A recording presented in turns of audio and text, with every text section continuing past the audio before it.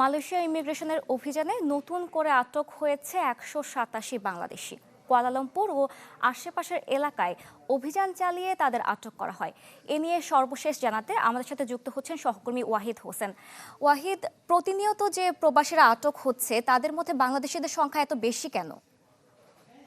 সময়ের সাথে সাথে দেখা দেয় নিত্য নতুন প্রয়োজন। রেডি থাকতে হয় প্রতি মুহূর্ত। তাই এলো ইনোভার, যেন আপনি লাইফে থাকেন রেডি প্রতিদিন। Innova, designed for now.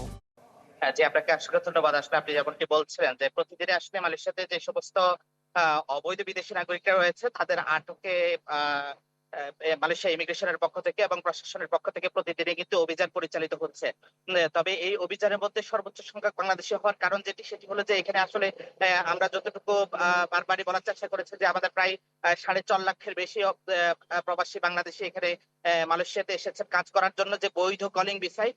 কিন্তু নির্দিষ্ট সময়ে আসলে তারা এখানে কোম্পানির পক্ষ থেকে ভিসা নবায়ন না করার কারণে কিন্তু তারা এখানে অবৈধ হয়ে যাচ্ছে এবং দালালের খপ্পরে পড়ে কিন্তু অবৈধ হচ্ছে। আরেকটি বিষয় আপনাকে বলে রাখি যে গতকালকে রাত 11:30টার সময় কুয়ালালামপুরের আম্পাং এলাকায় মালয়েশিয়া ইমিগ্রেশনের চিটসম, যেটা হিউম্যান ট্রাফিকিং এর একটি দল অভিযান চালিয়ে ওখানে প্রায় 22 জনকে আটক করেছে। তার মধ্যে হলো যে হিউম্যান ট্রাফিকিং এর সাথে যুক্ত, মানব পাচারে যুক্ত বাংলাদেশি একটি চক্রকে আটক করা হয়েছে এবং যাদেরকে আটক করা হয়েছে এবং কিছু বাংলাদেশিকে, নিরীহ বাংলাদেশিকে উদ্ধার করা হয়েছে, যাদেরকে এখানে ভিজিট বিষয় নিয়ে এসে একটি ঘরের মধ্যে আটকে রেখে তাদের কাছ থেকে হলো যে টাকা আদায় করা হচ্ছিল এবং তাদেরকে বিভিন্ন ভাবে নির্যাতন করা হয়েছে। এমন অভিযোগে কিন্তু সেখানে 22 জনকে আটক করা হয়েছে এবং এটার সাথে, এই চক্রের সাথে যুক্ত যারা রয়েছেন সেখানে 4 জনকে আটক করা হয়েছে বলে আমরা জানতে পেরেছি। তবে এখানে একটি বিষয় আপনাকে বলে রাখি যে আসলে মালয়েশিয়া বাংলাদেশের দ্বিতীয় বৃহত্তম শ্রম বাজার।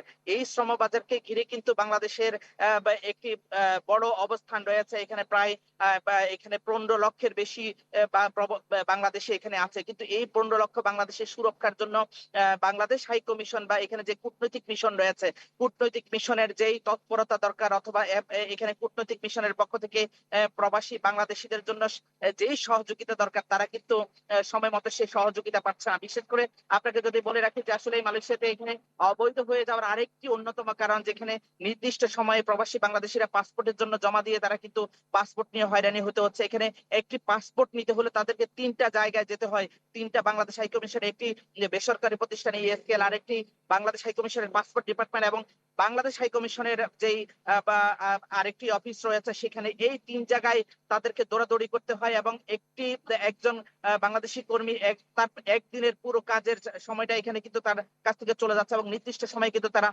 পাসপোর্ট পাচ্ছে না। এই নির্দিষ্ট সময় পাসপোর্ট না পাওয়ার কারণে কিন্তু অসংখ্য বাংলাদেশি এখানে কর্মী অবৈধ হয়ে যাচ্ছে এবং অনেক সময় দেখা গেছে যে তারা রাস্তায় পাসপোর্ট করতে ইমিগ্রেশনের যাচ্ছে যে এম্বাসিতে, সেই সময় কিন্তু ইমিগ্রেশন অথবা মালয়েশিয়ান পুলিশ প্রশাসনের কিন্তু নিয়মিত আইন শৃঙ্খলা রক্ষার অংশ হিসেবে তারা যে অভিযান পরিচালনা করে, সেই অভিযানে কিন্তু তখন এই সমস্ত বাংলাদেশি কর্মীরা আটক হচ্ছে।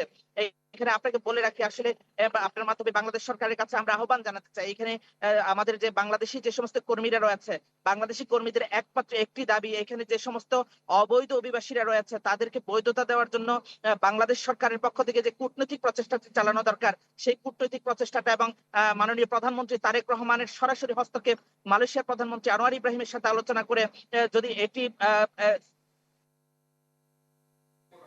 তখন আমাদের কিন্তু অসংখ্য বাংলাদেশিদের কিন্তু এখানে জীবন রক্ষা পাবে, তারা কিন্তু বেঁচে যাবে, তারা এখানে অবৈধ হয়ে এভাবে আটক হয়ে আর নির্যাতনের শিকার হবে না। আপনাদেরকে বলে রাখি আসলে মালয়েশিয়ার জেলের যে পরিস্থিতি, এখানে যদি 100 জন অবৈধ অভিবাসী আটক থাকে, তার মধ্যে কিন্তু এখানে 60 থেকে 70 জন বাংলাদেশি অবৈধ কর্মী আটকের সংখ্যা এখানে আমরা পাচ্ছি বিভিন্ন তথ্যের পরিপ্রেক্ষিতে। আরেকটি বিষয় বলে রাখি যে বাংলাদেশ হাই কমিশনের পক্ষ থেকে নির্দিষ্ট সময়ে তাদের যে ট্রাভেল পাস দিয়ে যারা আটক হচ্ছে, ট্রাভেল পাস দিয়ে অথবা তাদেরকে এখান থেকে জেল জরিমানা হওয়ার পর তাদেরকে দেশে চলে যাওয়ার জন্য হাই কমিশনের যে প্রচেষ্টা দরকার, যে তাদেরকে গিয়ে ট্রাভেল পাস দিয়ে বাংলাদেশে পাঠিয়ে দেওয়া, কিন্তু হাই কমিশনের যে সমস্ত কর্মকর্তারা রয়েছেন তারা কিন্তু তাদের এই দুর্নীতির কারণে অথবা তাদের যেই নিজস্ব সত্তা বা নিজেদেরকে এখানে জাহির করে থাকার চেষ্টা করছে, কিন্তু এখানে নিজেদের পরিবার পরিজনকে নিয়ে তারা যেভাবে আয়েশ এবং বিলাসের মধ্যে থাকছে, এখানে প্রবাসী বাংলাদেশিদের জন্য কিন্তু যদি তারা ন্যূনতম চেষ্টা করে এবং তাদের যে কূটনৈতিক দক্ষতা এটিকে যদি প্রপার ভাবে কাজে লাগায়, তাহলে আসলে এখানে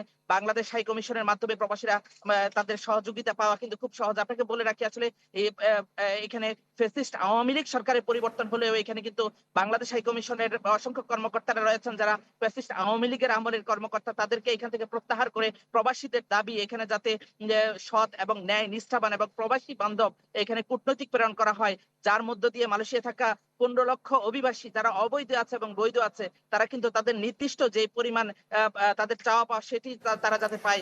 এই ওয়াহিদ, বিষয়টি নিয়ে আপনাকে অসংখ্য ধন্যবাদ। দর্শক, মালয়েশিয়ান প্রবাসীদের খবর জানাচ্ছিলেন আমাদের সহকর্মী।